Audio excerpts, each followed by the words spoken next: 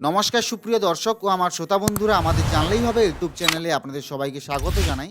বন্ধুরা, আপনারা যারা আমাদের পশ্চিমবঙ্গের কৃষক রয়েছেন, যারা আপনারা শস্য বিমাতে আবেদন করেছিলেন, এমন কিছু কৃষক রয়েছেন যাদের অ্যাকাউন্টে কিন্তু এখনও পর্যন্ত শস্য বিমার টাকা এসে পৌঁছায়নি, কিন্তু সরকারিভাবে 8ই জানুয়ারি থেকে কিন্তু অলরেডি শস্য বিমার টাকা দেওয়া সরকারিভাবে শুরু হয়ে গেছে।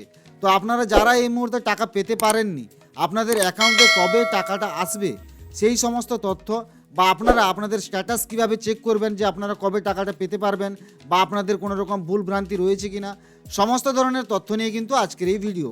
আপনি যদি একজন কৃষক হয়ে থাকেন, অবশ্যই এই ভিডিওটি কিন্তু আপনার জন্য ইনফরমেটিভ হতে চলেছে। তো ভিডিওটিকে স্কিপ না করে সম্পূর্ণ দেখতে থাকুন। বন্ধুরা, আপনারা সকলেই জানেন মুখ্যমন্ত্রী মমতা বন্দ্যোপাধ্যায় 8ই জানুয়ারি সোশ্যাল মিডিয়ায় একটি পোস্ট করে জানিয়েছিলেন বাংলার 9 লক্ষ কৃষককে ফসলের ক্ষতিপূরণের টাকা দেওয়া শুরু হলো, যার জন্য 350 কোটি টাকা কিন্তু বরাদ্দ করা হয়েছে। বর্তমানে কাদের টাকা দেওয়া হচ্ছে? যে সকল কৃষকদের খরিফ 2024 সিজনে বিভিন্ন প্রাকৃতিক দুর্যোগের কারণে ফসলের ক্ষয়ক্ষতি হয়েছিল, তারা বর্তমানে ফসলের ক্ষতিপূরণের টাকা পেয়ে যাচ্ছেন। যেমন ঝড়, বন্যা, বৃষ্টি এবং ঘূর্ণিঝড় ডানার কারণে যে সকল কৃষকদের ক্ষতি হয়েছিল, তারা বর্তমানে কিন্তু ক্ষতিপূরণের টাকা ওনাদের ব্যাংক অ্যাকাউন্টে পেয়ে যাচ্ছেন। বন্ধুরা, কোন কোন জেলা এই ক্ষতিপূরণের টাকা পেয়ে যাচ্ছে? যে সকল এলাকায় ফসলের ক্ষতি হয়েছে, একমাত্র সেই জেলার সেই এলাকার কৃষকরাই কিন্তু এই ক্ষতিপূরণের টাকা পাবেন। অর্থাৎ এই যে ক্রপ ইন্স্যুরেন্স রয়েছে, এটার টাকা কিন্তু আপনারা পেয়ে যাবেন। তবে অনেক জেলাতে বেশি ক্ষয়ক্ষতি হয়েছে, যেমন পূর্ব বর্ধমান, পশ্চিম বর্ধমান, হুগলি, পূর্ব মেদিনীপুর, পশ্চিম মেদিনীপুর, মুর্শিদাবাদ, উত্তর 24 পরগনা, দক্ষিণ 24 পরগনা ইত্যাদি জেলা। বন্ধুরা, ক্ষতিপূরণের টাকা কিন্তু 8ই জানুয়ারি থেকে কিন্তু দেওয়া শুরু হয়ে গেছে। তারপর ধাপে ধাপে ক্ষতিপূরণের টাকা দেওয়া হচ্ছে কৃষকদেরকে। বর্তমানে আজও কৃষকদেরকে টাকা ছাড়া হয়েছে, যার প্রমাণ আমি আপনাদেরকে নিম্নে কিন্তু দেখিয়ে দিচ্ছি।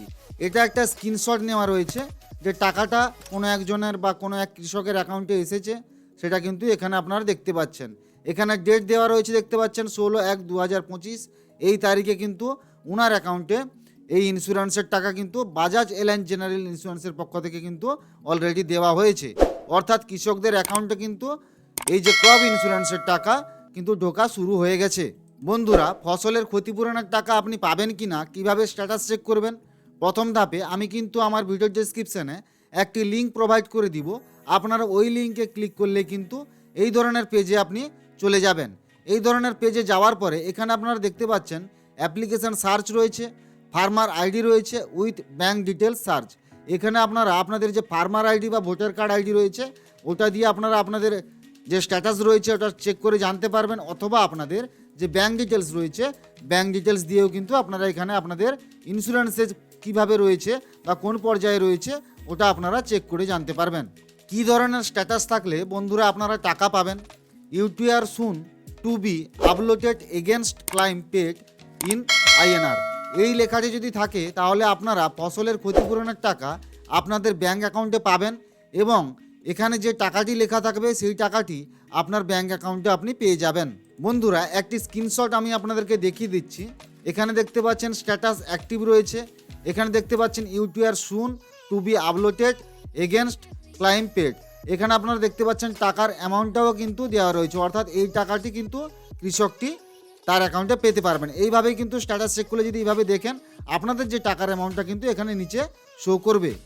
বন্ধুরা, কোন স্ট্যাটাস থাকলে টাকা পাবেন না?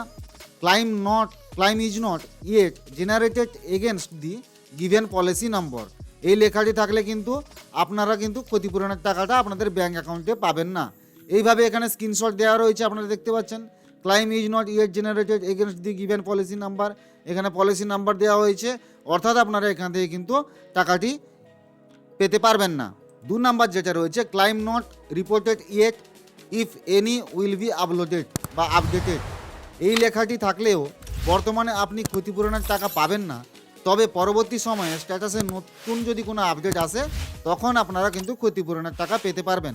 অর্থাৎ আপনাদের স্ট্যাটাসে যদি এই স্ক্রিনশটটি দেখায় claim not reported yet if any will be uploaded, এখানে আপনারা দেখতে পাচ্ছেন সবার কিন্তু একটাই প্রশ্ন রয়েছে, অনেকের কিন্তু টাকা অলরেডি এসে গেছে, কিছু জনের কিন্তু টাকা এখনো পর্যন্ত ওনাদের ব্যাংক অ্যাকাউন্টে আসেনি। ক্ষতিপূরণের টাকা যাদের ঢোকেনি কবে ঢুকবে? যে সকল কৃষকদের ফসলের ক্ষতিপূরণের টাকা ঢোকেনি আপনারা একদম চিন্তা করবেন না। জানুয়ারি 20 তারিখের মধ্যে সব কৃষকরা ফসলের ক্ষতিপূরণের টাকা ব্যাংক অ্যাকাউন্টে কিন্তু পেয়ে যাবেন। ক্ষতিপূরণের টাকা যদি আপনাদের না ঢোকে তাহলে আপনারা কি করবেন? অর্থাৎ জানুয়ারি 20 তারিখের মধ্যে যদি আপনাদের অ্যাকাউন্টে টাকা না আসে তাহলে আপনারা কি করবেন? আপনার ফসলের ক্ষতিপূরণের টাকা যদি না ঢোকে তাহলে আপনি বিমা কোম্পানির যে হেল্পলাইন নাম্বার রয়েছে ওখানে কিন্তু আপনারা যোগাযোগ করতে পারবেন।